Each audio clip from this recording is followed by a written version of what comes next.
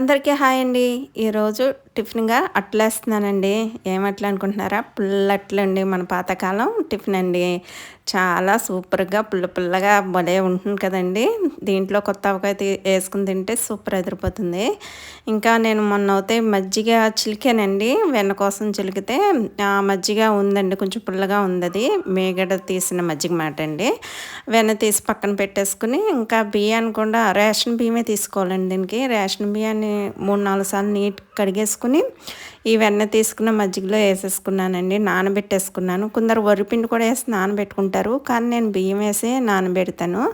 అలా బియ్యం నానబెట్టేసానండి. ఇది ఒక పగలంతా, ఒక నైట్ అంతా అలాగా నానబెట్టేసుకున్నాననమాట. నిన్న మధ్యాహ్నం రుబ్బానంటే మొన్న మార్నింగ్ తీసానండి వెన్న. అప్పుడు నానబెట్టాను.